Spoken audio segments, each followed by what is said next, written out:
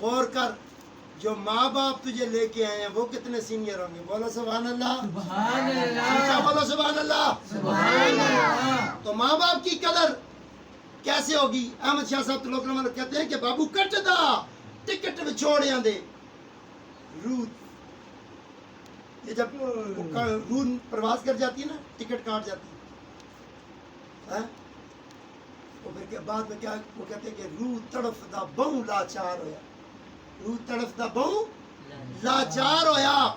روح پیچھے دیکھ رہی ہوتی ہے حسرتوں سے کہ یا اللہ مجھے 4 دن توبہ کے بھی تو دے دیتا، توبہ کے لیے 4 دن دے دیتا۔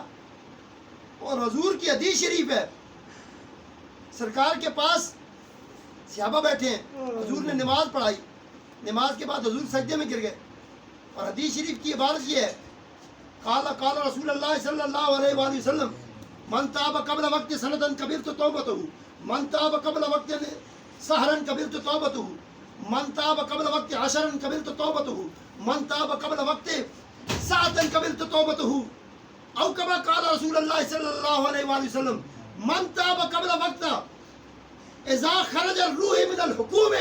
حضور نے فرمایا کہ جب صحابہ بیٹھے ہوئے تھے اور اللہ کی طرف سے فرشتہ آیا، جبرائیل امین آئے، صحابہ نے پوچھا حضور آپ سجدے میں چلے گئے اور بڑی دیر تک گئے اور آپ روتے رہے، کیا وجہ ہے؟